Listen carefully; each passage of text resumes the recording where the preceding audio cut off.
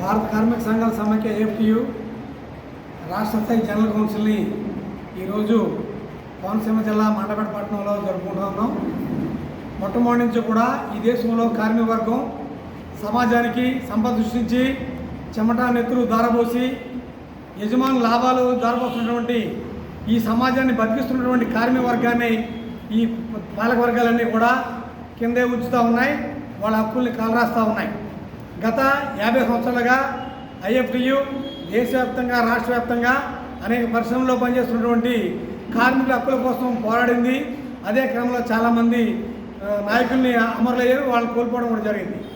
ఈరోజు కొత్తగా నిన్న ఏర్పడినటువంటి టీడీపీ ప్రభుత్వం, కేంద్రంలో మోడీ ప్రభుత్వం, గతంలో మోడీ ప్రభుత్వం కార్మిక చట్టాలని 44 కార్మిక చట్టాలు రద్దు చేసి 5 లేబర్ కోడ్లుగా తీసుకొచ్చింది. కానీ అది ఎక్కడ కూడా అమల్లో లేవు. ఈరోజు చూసినట్టయితే దేశవ్యాప్తంగా అనేక మంది కార్మికులు వలసపోతూ ఉన్నారు. వలసల్ని ఈ ప్రభుత్వాన్ని నిరోధించలేకపోయి, అలాగే దేశవ్యాప్తంగా ఎన్నో కోట్ల మంది నిరుద్యోగులుగా ఉన్నారు. రాష్ట్ర ప్రభుత్వం కూడా 3 లక్షల మంది ఉద్యోగులకు ఖాళీలు భర్తీ చేయలేకపోయింది. ఈరోజు ప్రభుత్వం మారింది. ఈ ప్రభుత్వాన్ని మేము విన్నవించేది ఏంటంటే, గత ప్రభుత్వం వలే కాకుండా కార్మిక హక్కులు అంటే మానవ హక్కులు, కార్మిక హక్కులను అమలు చేయడానికి మొత్తం ప్రభుత్వం అంతా కూడా దృష్టి పెట్టి ఏ పేదలైతే ఏ కార్మికులైతే మీకు ఓట్లు వేశారో గెలిపించారో వాళ్ళ హక్కులు కాపాడాలని, కార్మిక చట్టాలని అన్ని పరిశ్రమల్లో కూడా అమలు చేయాలని మేము ఈ సందర్భంగా డిమాండ్ చేస్తూ ఉన్నాం. నైట్ షిఫ్ట్ చేయకూడదని చట్టంలో ఉంటే దాన్ని మార్చేశారు. మరి తెల్లారులేస్తే మహిళా సాధికారత గురించి మాట్లాడతారు, కానీ అక్కడ కూడా ఈ ప్రభుత్వాలు మహిళలు పట్టించుకోవడం మానేయని మేము తెలియజేస్తూ ఉన్నాం. అలాగే 12 ఏళ్ల పనిదినాన్ని తీసుకొచ్చి కార్మికవర్గం మీద వృద్ధమని చూస్తూ ఉన్నారు. 1886లోనే చికాగో కార్మికవర్గం 8 గంటల పనిదినాన్ని సాధించుకుంది. హక్కుల్ని కాలరాయకుండా కార్మిక చట్టాలు ఏవైతే ఉన్నాయో ఈ చట్టాలన్నింటినీ కూడా అమలు చేయాలని ఈ రాష్ట్ర ప్రభుత్వాన్ని మేము తెలియజేస్తా ఉన్నాం. అప్పుడు మాత్రమే ఇది కార్మిక ప్రభుత్వం అనిపించుకుంటుంది. ఈ కార్మిక హక్కుల కోసం రాష్ట్ర వ్యాప్తంగా ఎక్కడైతే సమస్యలు ఉన్నాయో కార్మిక హక్కుల కోసం కూడా ఐఎఫ్టియు పోరాడుతుందని ఈ సందర్భంగా తెలియజేస్తా ఉన్నాం. చీకట్ల వెంకటేశ్వరరావు, రాష్ట్ర సహాయ కార్యదర్శి.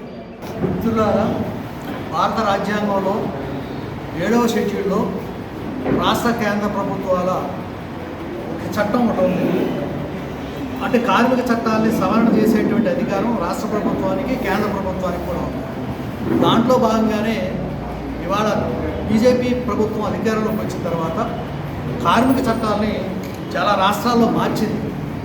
వాళ్ళ అధికారంలో ఉండేటువంటి రాష్ట్రాలు గుజరాత్, రాజస్థాన్, మహారాష్ట్ర, అస్సాంలో మార్పు చేసింది. అయితే ఇప్పుడు ఉండేటువంటి భారతదేశ వ్యాప్తంగా 200 కార్మిక చట్టాలు, కార్మిక హక్కుల్ని కాపాడేటువంటి చట్టాలు ఏవైతే ఉన్నాయో ఆ చట్టాలను ఉల్లంఘించేసి 4 లేబర్ తీసుకొచ్చి లేబర్ కోడ్ పేరుతోటి తీసుకొచ్చి కుదించేసి వాళ్ళ హక్కులను అరిచివేస్తూ ఉంది. అది 2022 జూలై 21 తారీఖున అమల్లోకి వచ్చింది. అమల్లోకి వచ్చిన తర్వాత కూడా పెద్ద ఎత్తున మొత్తం కార్మిక రంగం అంతా కూడా దేశవ్యాప్తంగా లక్షల కొలది ఉద్యమించినప్పటికీ కూడా అది కొనసాగుతూ ఉంది. దాన్ని ఇంతవరకు రద్దు చేయలేదు. ఆ కార్మిక చట్టాలని రద్దు చేయాలని, కార్మిక హక్కుల్ని కాపాడాలని ఈ ప్రభుత్వాలు ఇవాళ దేశంలో ఉండేటువంటి పారిశ్రామికవేత్తల అడుగుజాడల్లోనే ఈ ప్రభుత్వాలు కార్పొరేట్ సంస్థలకు అనుగుణంగానే ప్రభుత్వాలు నడుస్తున్నాయి.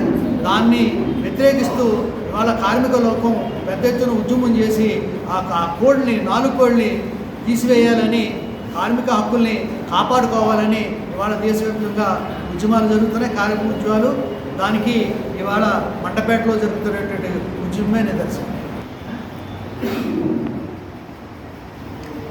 సరే